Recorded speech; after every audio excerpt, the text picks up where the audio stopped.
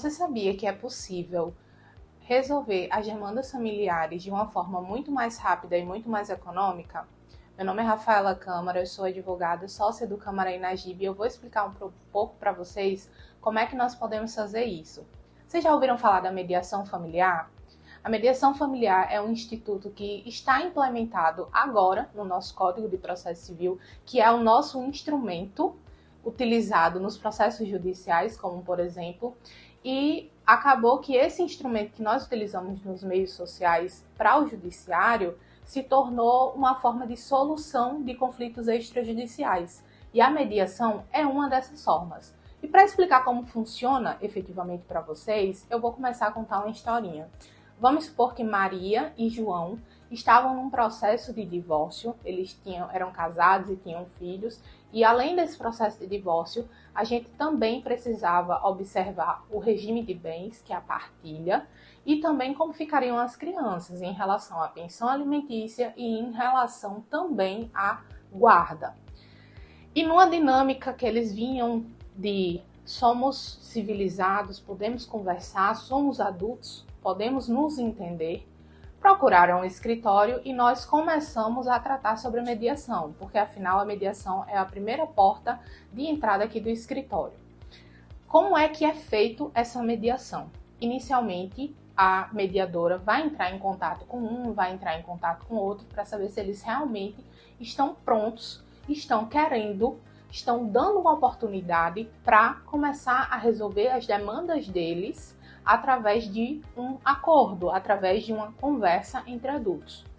Tem a mediação sessão individual, ou seja, João vai ser atendido, depois Maria vai ser atendida, e não é uma ordem correta, mas a gente vê como é possível. Depois dessa sessão individual, eles vão participar da sessão conjunta, com mediadores e advogados. Se também preferirem, podemos trazer psicólogos.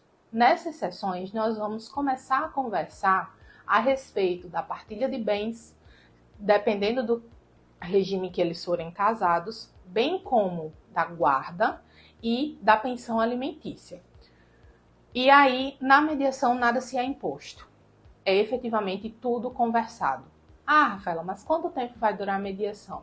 Não sabemos. O que importa é que nós podemos fazer sessões quinzenais e até mesmo semanais, a depender do caso concreto, e da situação com que essas pessoas estão se encontrando, inclusive emocional. E a partir dessas mediações, a partir das conversas, dos acordos, de firmar quem vai pagar a pensão alimentícia, de observar o plano de parentalidade, nós podemos chegar a um denominador comum. Chegando nesse denominador comum, nós só vamos até o judiciário, solicitamos a formalização, e aí o que vai demorar? O judiciário. Porque apesar de advogada, a gente entende que existe uma demora gritante no judiciário para se resolver demandas. Por isso, a melhor parte da mediação é você já levar essa demanda pronta.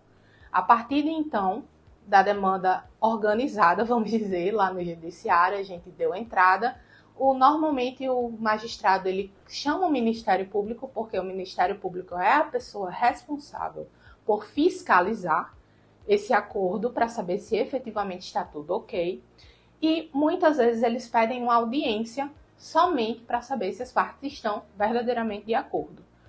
E não é a praxe. Muitas vezes essa audiência ela pode ser descartada a qualquer momento. Mas a partir de então, o magistrado ou a magistrada, sabendo que esse acordo ele já está sendo válido e que não tem nenhum problema em relação a isso, acaba que ele formaliza esse acordo, vai levar esse registro para a certidão de casamento, para averbar o mandado de divórcio, bem como esse acordo já está valendo desde a época que ele foi assinado pelas partes.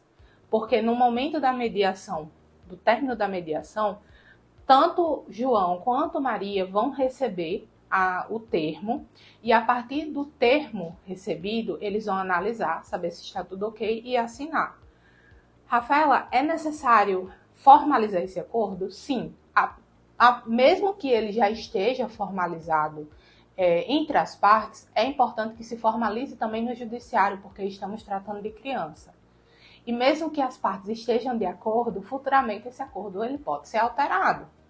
Então, por isso, dá necessidade de formalizar lá no judiciário.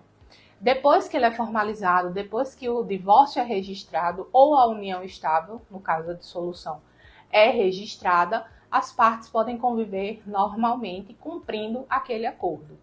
Por isso que se você observar diante de todo esse contexto, de toda essa história que eu contei, a mediação ela é econômica, porque você pode contratar apenas um advogado, você não vai pagar tantas custas, porque vocês já entraram com um pedido de acordo, então normalmente o judiciário não cobra as custas, a gente solicita a justiça gratuita, e bem como não demora tanto.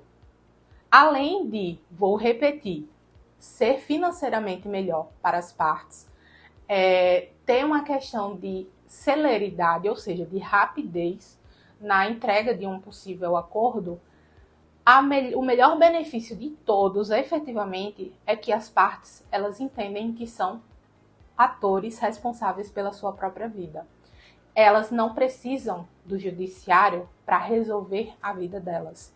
Isso é o que é mais interessante dentro da mediação. É você exercer sua autonomia de vontade. Você entender que não é um juiz ou uma juíza que vai determinar, como, por exemplo, quem vai buscar seu filho na escola. Quanto você vai ter que pagar. Então, quando você entende, no momento de um divórcio ou de uma dissolução de união estável, que a pessoa mais importante da vida de vocês é a criança, é o filho de vocês, começam a perceber que vocês são adultos. E adulto que é adulto consegue resolver e conversar entre si. Pode ser o maior problema, pode ser através de traição. E a gente sabe que existem feridas que precisam ser curadas, mas naquele momento a gente precisa agir como adultos. Precisam entender que tem uma criança ali que precisa ser cuidada. Ah, Rafaela, mas a mediação só serve se tiver criança? Não. A mediação ela serve para qualquer demanda relacionada a qualquer situação que você me traga. Então, por exemplo, nós também podemos utilizar a mediação em processos de inventário, nós podemos utilizar a mediação em questões de divórcio, mesmo que não tenham filhos, e inclusive é muito mais prático, porque se você realizar um divórcio com partilha de bens, durante a mediação, a gente pode levar para o cartório. E no cartório, normalmente, a gente dá entrada numa escritura pública de divórcio e, normalmente, em uma semana, no máximo 15 dias, a gente já consegue ter um retorno. Então, tudo vai da necessidade que você me apresenta. Importante entender que a mediação só traz benefícios e fomenta também a diminuição do conflito. Quando vocês conseguem exercer a autonomia de vontade, vocês ficam à vontade e acaba que os conflitos eles começam a diminuir. Porque, voltando, são adultos, pessoas civilizadas, que entendem que o relacionamento foi bom até onde precisava ser e que agora cada um vai seguir sua vida. Ah, Rafaela, mas é muito fácil quando você está falando. Mas é interessante que nós façamos terapia e entendamos que, muito além do judiciário, muito além dessas questões burocráticas, existiram ali relacionamentos que foram encerrados da forma que foi preciso. Então é importante que a gente considere todas essas situações, todos esses contextos, e a mediação é realmente a porta de entrada de qualquer situação. É importante que nós tentamos resolver isso, porque se levar para o judiciário por um litígio, por uma briga, acaba que você vai demandar muito mais financeiro para poder arcar com essas brigas. Além disso, emocional, o processo ele demora anos e acaba que isso vai lhe machucando a cada ligação do seu advogado. Se você gostou desse conteúdo, eu te convido para se inscrever aqui no canal, até porque você sempre vai receber notificação de quando houver conteúdo novo, e também a nos seguir lá no Instagram, @CâmaraEnagibeADV.